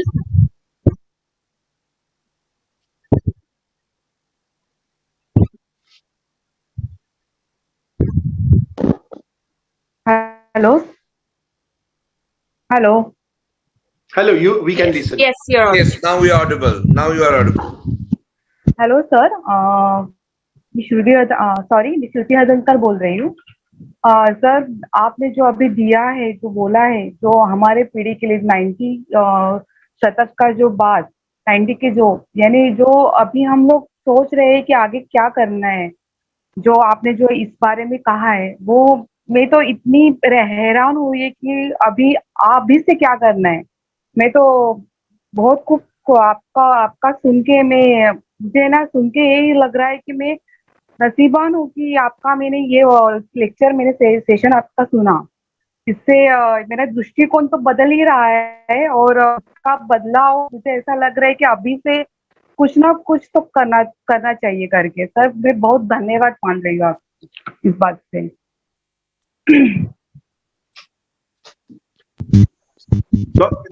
Sorry, Shruti, please repeat the last few lines. Sir, मैंने आपका जो आज session सुना है ना, वो session सुन के मैं हैरान हो गई कि ये आपने जो इतनी बात की है कि जो 90 का शतक, जो हम लोग ने मेरे सामने ये कभी चीज आई नहीं थी कि, पर आपका ये सेशन सुन के मैंने कुछ ऐसे यूट्यूब में भी देखे, आपने जो इस बारे में बात छेड़ी है ना, वो एक बोलते हैं ना, एक दिमाग पूरा तरह से हिला दिया कि हाँ, ये आगे जाके भी ये बात है, आगे जाके ये करना पड़ेगा, कुछ तो चेंजेस करना पड़ेगा। ये शुरुआत, इसके लिए मैं बहुत भाग्यशाली समझती हूँ कि ये सेशन मैंने आपका अटेंड किया, और इससे कुछ तो मुझे एक खुद से ही मुझे बदलाव लगा कि नहीं, कुछ तो है। सर, इसके लिए बहुत बहुत धन्यवाद sir. Thank you. Thank you, Shruti ji. Rutu ji, go ahead and ask your question. Thank you for this very interesting lecture. I have a question. Will it be possible to elaborate on the Ringan Natya project within this context? Okay. In few words, रिंगण नाट्य नाम का जो शुरू हमने किया था, वो कैन यू हियर मी? सुनाई दे रहा है आपको? Yes, yes. ओके, रिंगण नाट्य जो नाम का जो फॉर्म हमने डेवलप किया था, इसमें राजू इनामदार जी थे हमारे साथ, और बहुत सारे अंधश्रद्धा निर्मूलन समिति के लोग थे।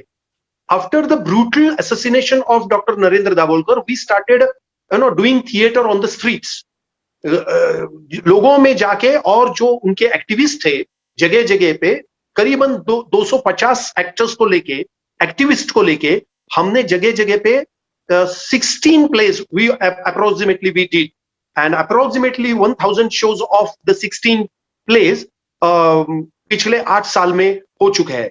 रिंगण का मतलब इट्स ऑलमोस्ट लाइक अ आंगन मंच और पथनाट्य जैसे सफदर हाशमी साहब ने किया था एक प्रोटेस्ट करने के लिए, लेकिन उस प्रोटेस्ट में अंधश्रद्धा निर्मूलन के बारे में जो डॉक्टर नरेंद्र दाभोलकर जी के विचार थे, जो सूत्र थे, वो सूत्रों को लेके हम नाटक उस वक्त करते थे, और आज भी वो हम जगह जगह पे हो रहा है इस नाटक का। लेकिन बेसिकली इकट्ठा हो गए जो समविचारी लोग हैं, एक ही विचार के जो लोग हैं, ये जो प्रोग्रेसिव विचार है उसमें जिनको रुचि है वो इकट्ठा हुए और उन्हें उनके साथ हमने ये नाटक गांव-गांव में किया। ओवर। ये करते वक्त आपको फ्रेगमेंटेशन के बारे में कैसा लगा? It was very disturbing because लोग तो डिस्टर्ब थे ही, क्योंकि उनके पास कोई दूसरा चारा ही नहीं था, क्योंकि मर्डरर्स अभी तक पता नहीं चल रहे कि कौन है। You know, it's extremely difficult. See, we believe strongly after अगर कर, जैसे कि मैं मेरे भाषण में कह रहा था कि अगर करके यहाँ प्रेत यात्रा निकाल दी, रदो करवे को मुकदमे चलाए, लेकिन दाभोलकर जी का खून किया। सो ये प्रोग्रेस है हमारे समाज की या हम उल्टा जा रहे हैं, ये देखने की हम कोशिश कर रहे हैं। तो लोग डिस्टर्ब थे। He is the last, in a real sense he was the reformist Dabholkar. और करे क्या, क्योंकि हमारा जो विश्वास है वो हिंसा पर नहीं है, अहिंसा पर है। और अहिंसा को लेके वैधानिक जो हमारे लिए संविधान है, वो संविधान हमें ये हक देता है कि हमारी बात लोगों के सामने बिना उकसाते लोगों के सामने रखे और लोगों को सोचने का, विचार करने का मौका दे। तो हमारा नाटक इस तरह का सा फ्रेगमेंटेशन था ही। लेकिन देखिए, फ्रेगमेंटेशन है इसका मतलब ये नहीं है हम जिनको लग रहा है ये फ्रेगमेंटेशन है, जिनको ये लग रहा है कि मेंटल डिस्टर्बेंस आ गया है, उनके लिए लोग इकट्ठा आते हैं, विचार विमर्श करते हैं, डायलॉग करते हैं। Unless and until you dialogue, interact with each other, solution आपको नहीं मिलेगा। तो मुझे ऐसा लगता है कि हम जैसे लोग इकट्ठा आके एक दूसरे के साथ हाथ थामे रख के रहना और आगे जाना बहुत जरूरी है।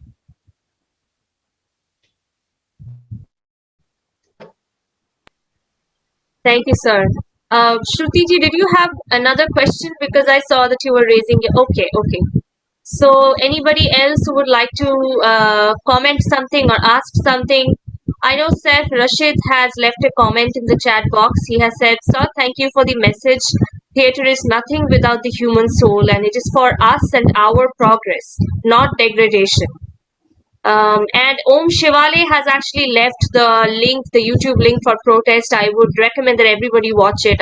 I saw it just this morning, and it is a very, very moving, very visceral piece. And definitely, whenever you have the time tonight, maybe just watch it. It's about 15 minutes long.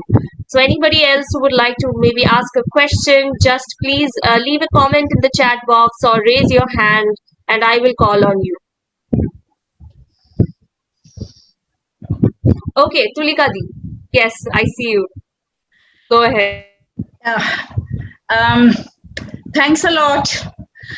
Thing is that, we are last 9 days, we have traveled different parts of our theatre and learned from different seniors and practitioners, and I strongly feel that thanks Manish and Poshkorgur for choosing sir for this day, 10th day.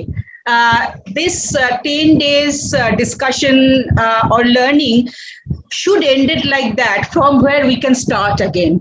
अंत ऐसे ही होना था जैसे कि शुरुआत भी हुआ. तो thank you very much.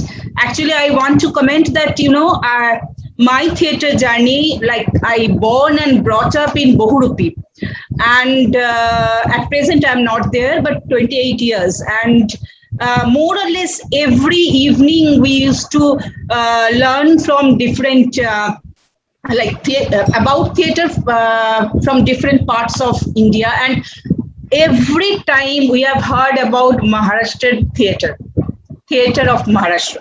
So that's, I can your session has strengthened my memories and learning as well.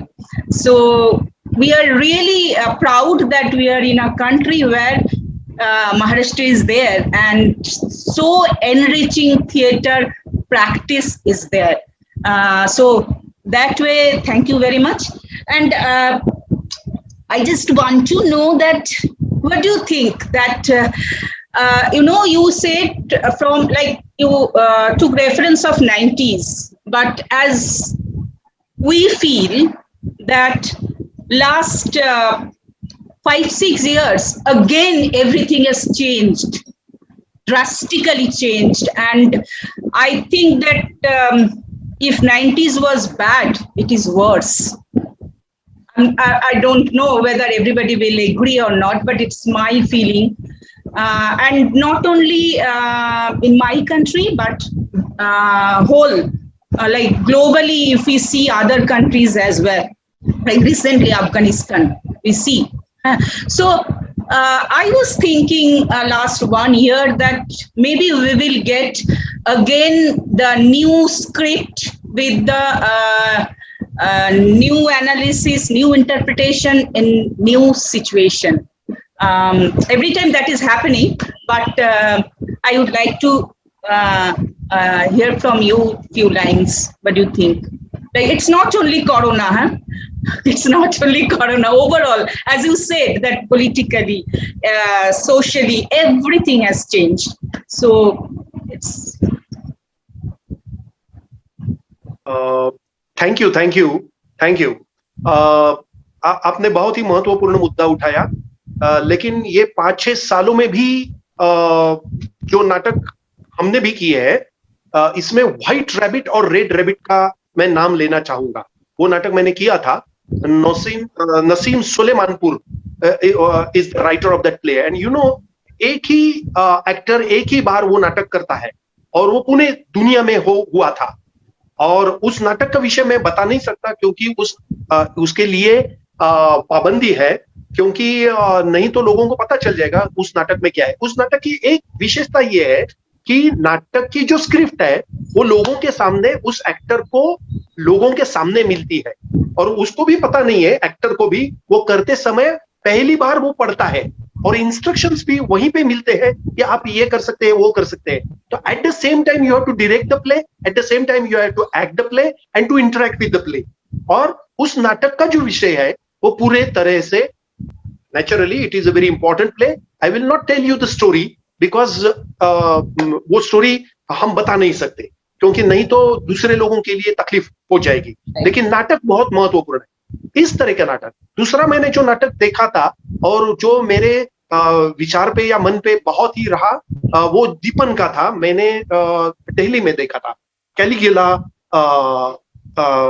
था, और पूरे एक बड़े हॉल में उस नाटक को उन्होंने रचा था, गोडाउन में. मुझे ऐसा लगता है कि नए तरह की रंग भाषा दीपन जी भी ढूंढ रहे हैं. बहुत जगह see the film, like audio visual presentation, right? Yes. The Chamber of Dr. Caligula. Yeah. अच्छा, उन्होंने दिखाया. में दिखाया. Okay. वो नाटक मैंने देखा है. कहने की कोशिश ये है कि पिछले 5 और 6 सालों में नाटक कुछ ना कुछ नया रूप धारण करने की, अपनी खुद की भाषा ढूंढने की बिल्कुल जरूर कोशिश कर रहा है. Right. Thank you. Thank you, Tulika Di. We have one more question from Rutuji. It's a request. She has asked, will it be possible to share a list of all the plays cited in the lecture? Maybe as a follow-up material for anybody who is willing to read more. Okay. What I will do, I will send you my complete paper, because it is already translated and typed in English. And thanks Abhay Patil, my friend, who has translated all these things in English. And I here want to thank Mayurakshi also to translate few words in Bengali.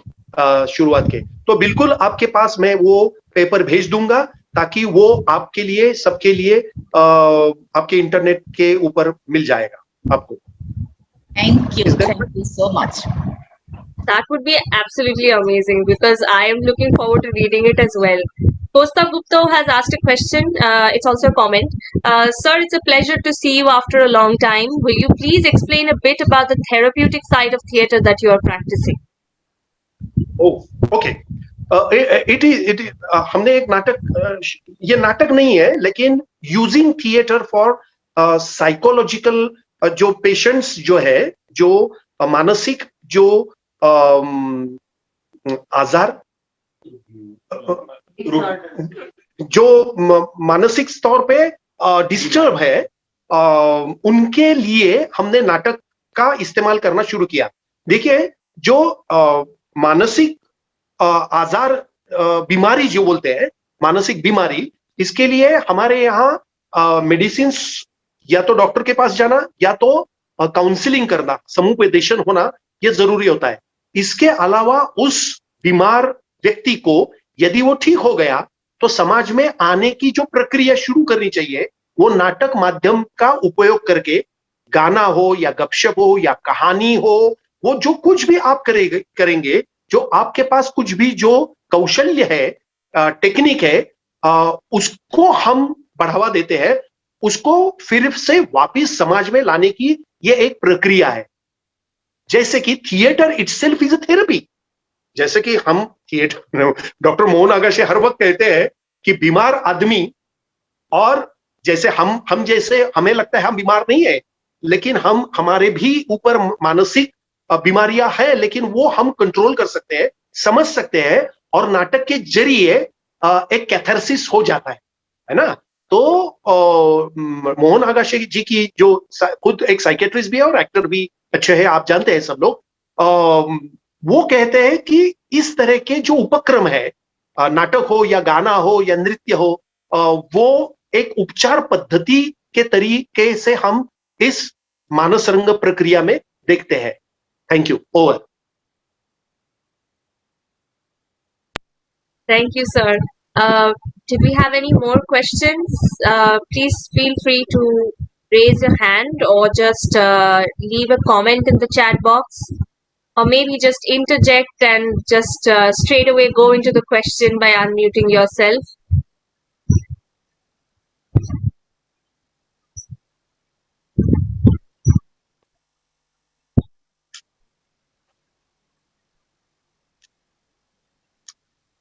I unfortunately cannot raise a hand or type something, but I'm going to say that thank you, sir. This is a really, really, really inspiring session. Thank you so much, sir. Okay, thank you.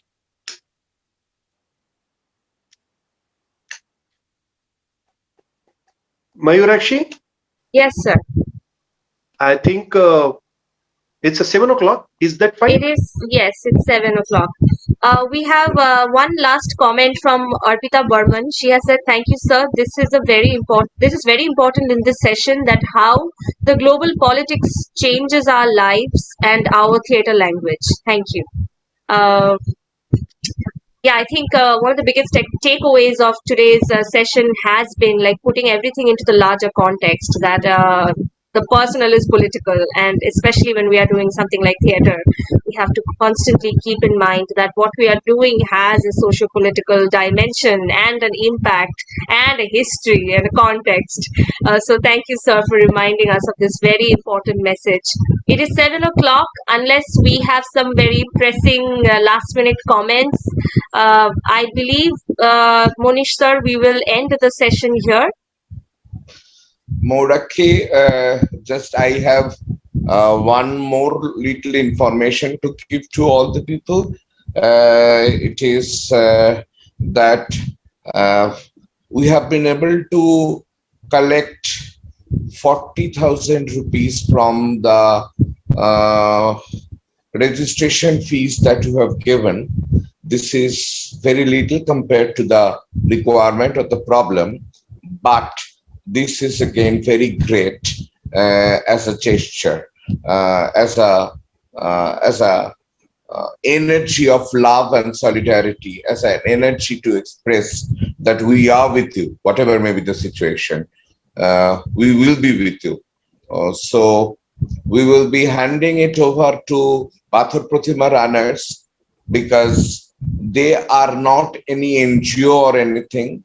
A group of people doing very extensive work. Out of them, Nilanjan Misro is also associated with our theater. He lives there, and we have the concrete information from our other people in Sundarban area that they are doing very, very positive work, and they every amount they get from the public, they give a account in they publish a clear account in the Facebook for their transparency. It's really, really very good work that Pathar Pratima Runners is doing, and they have started a new school there also for the children of Sundarban. So they will be in continuous need of the fund. Be in touch with Pathar Pratima Runners and Nilanjan Misro. I would ask Shubhajit to share contacts of Nilanjan Misro in the WhatsApp group. And I have been told, I have been very clearly and straightway instructed not to share this in.